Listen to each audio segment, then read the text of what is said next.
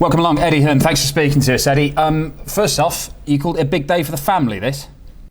Yeah, because, the old man's sort of stepping down. I mean, how much stepping down? We'll just wait and see over the next couple of months. But, I think he's trying to make a conscious effort to rest a little bit more, play a bit more golf. He needs to, and do a bit more fishing.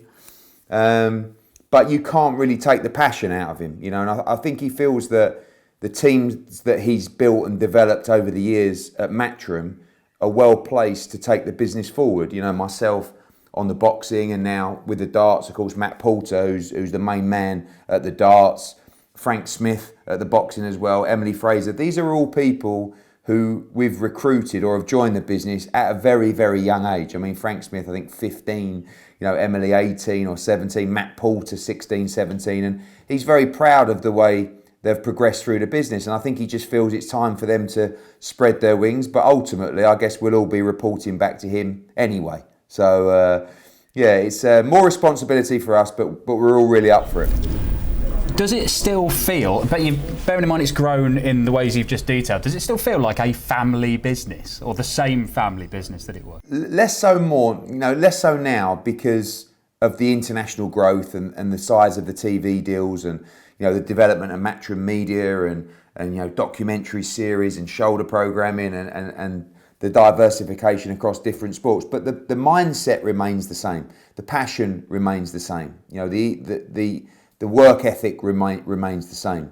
And I think it's very difficult when you grow to this kind of size to remain a family business without looking at partnerships or IPOs or whatever it could be. Got to be careful, because that's when the fun sometimes deteriorates out of it. I mean, when you look at a business like the PDC, that's a business that's built on fun, built on providing opportunities for players. And you must never lose that. You see, obviously, with the Super League, this week, the disaster of greed, and I love growth, I love expansion, but, it has to be for the right reasons. And I think that's what my dad's done really well with the PDC, because he loves darts. He loves the players. And that's something that, we have a great board of directors, of course, Matt, Rod Harrington, all these people, they fight for the players. And we'll never take advantage of them or our situation and think that we can go and change formats and change the sport and dominate the world. We want to do that in the right ways. And I think we're well placed. Well, look, I think everybody's heard your dad's story about when he first walked into a PDC darts event many, many times. What's your first experience, or what do you remember for the PDC? Mine's 𝘃𝗶𝗁. I mean, and going back there, I remember it so well. I was completely shocked by what I experienced. I think the first thing I remember is you couldn't walk more than 2 steps without your shoes being stuck to the floor. The amount of tattoos and sovereign rings in there at the time was something that I've never seen before. And this was only, the mad thing about the 𝘃𝗶𝗁 is it was only 15 minutes from where I live.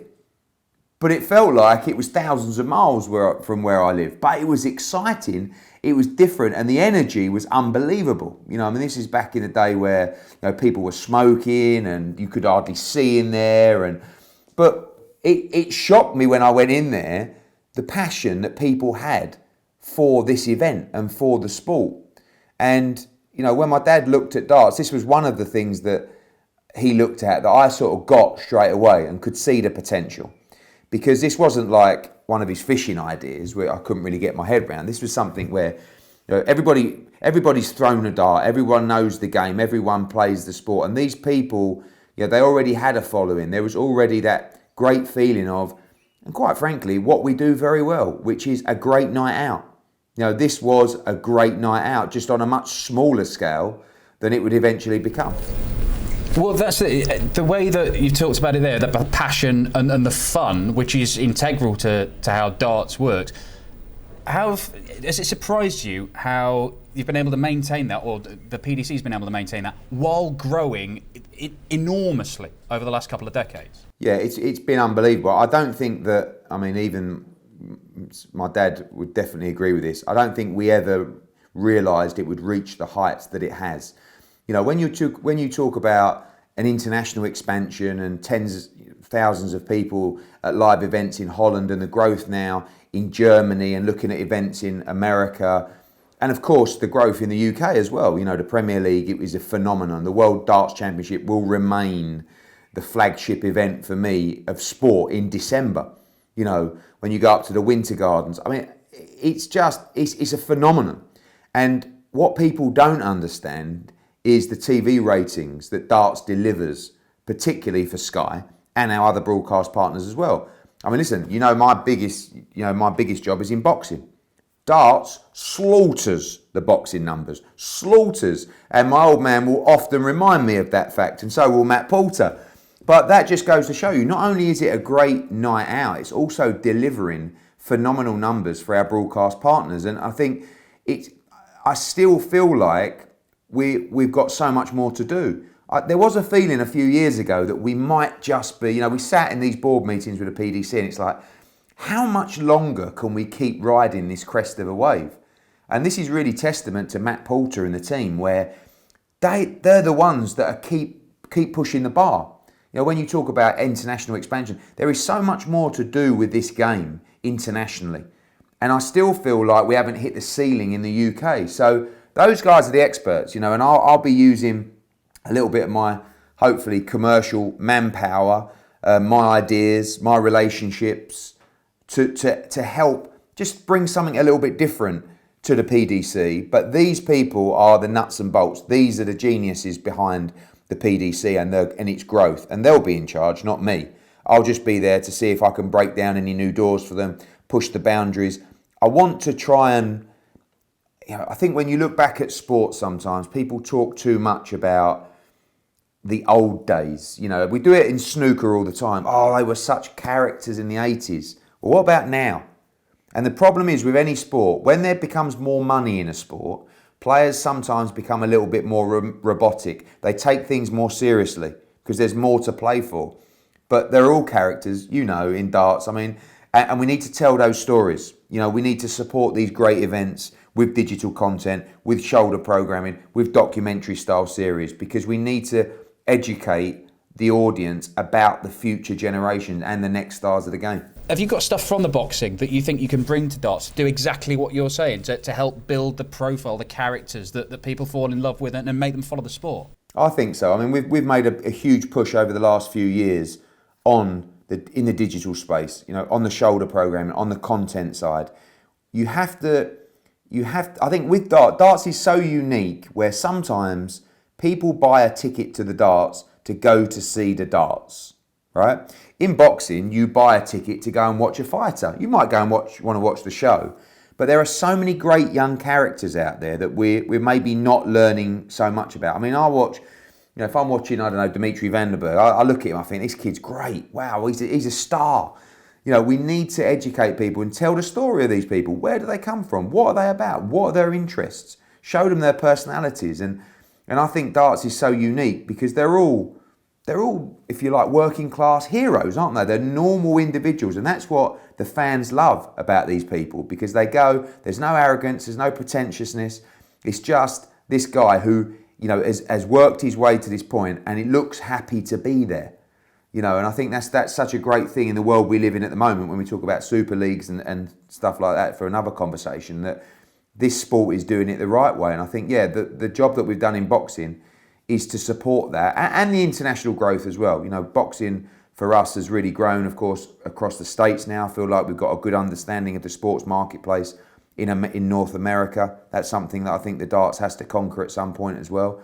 In Germany, where darts ratings, again, absolutely off the charts for DAZN and our other partners. So I think we're really well placed. But again, we've got the team in place with Matt and the guys. These are the guys running the day-to-day activity. And if I can help with some ideas and move forward at a greater pace, then great news.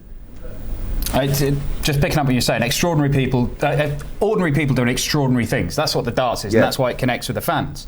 But after such a hard year where the fans haven't been allowed in, it must be an exciting time to be moving into this, because the fans are so integral, particularly to darts. Now they're all coming back for events. That's got to get your juices flowing, hasn't it? As a promoter. I mean, when we look at what we've done behind closed doors across our business, boxing was a huge challenge. I have to be honest, when I sat in the PDC board meeting and we started talking about darts behind closed doors, it was probably the one sport that I felt would be affected the most across our group. You know, with boxing, perhaps you can turn the mics up around the ring, you can hear the cornerman speaking more, you can hear the punches landing. But with darts, I always felt that, yeah, you're watching darts, but you need the energy of the crowd. And you know, when you pan to the crowd and there's a 𝗵𝗃 over there and there's 𝗵𝗃𝗵𝗆 over there, you know, that's just part of the razzmatazz. But actually, it worked. You know, I mean, piping the noise in the arena was probably the weirdest thing that I've seen behind closed. But it worked, didn't it? The players responded. The viewing figures remained impressive, actually went up.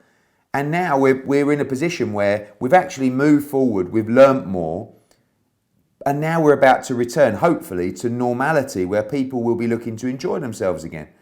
And people will be flooding back to the darts for good times, and we should be really well placed to keep moving forward. And I think one of the proudest achievements is, you know, the prize money remained the same. You know, there was never any discussions about, oh, look, there's no, I mean, it's no secret, isn't it? There's a huge amount of money to be taken on the gate through ticket sales. That fell away. We maintained our schedule, we maintained the prize money, and I think the players responded to that, and I think they were thankful. And, you know, we're not asking them to be thankful because we're thankful of them. But together we're a team, and I think the job the PDC did in the pandemic was unbelievable. You know, yourself, back to, you know, darts at home in the early stages of the lockdown. You look back on those things now, it's like doing the fights in the garden here. You know, you look back and you go, wow, it was mad. But we're grafters and we think on our feet, and we should all be really proud of those little projects, and it will make us better at our job for when normality returns. Yeah, and hopefully we don't have to do those again. They might be about to pipe the crowd noise in here. I'll leave you with one. What have you learned from your old man that puts you in, you know, the best position to see the sport of darts continue to grow as it has been? I think one of his sort of greatest legacies is his honesty. You know, I mean, it can get him into trouble sometimes, but I think as you get older, you don't really care. You want to speak your mind, you want to be honest but fair. You know, and he always wants to reward people that do well. It doesn't matter if it's in the business here or from the Order of Merit, but also a passion and a love for what you do. I mean, some of you might know and some of you won't know watching this, but my dad will be updating the PDC Order of Merit on a Sunday as the results come in. I mean, that's not normal, but it's a love and a passion for what you do. So, you know, you have to share that and you have to live in that. But, you know, he's taught me many things. You know, you're only limited by your own imagination, but we're not geniuses. We just graft and we find a way, we be fair, we provide opportunity, but we have fun. You know, we make this a great place to work. We make our sports enjoyable. We produce great content. And I'm looking forward to the future. And don't worry, he'll be at every single major darts. I mean, I think last year he was pretty much at every single day of the World Champs. This year, I reckon he'll do the full set. So he's not really going anywhere, but give him a little bit more time to rest, and may the PDC continue to flourish. And he can still do the Order of Merit on a Monday, so you don't have to. Yeah, he will. Yeah, magic. Absolutely. Eddie, thank you very much. All right, Dan. Cheers, mate.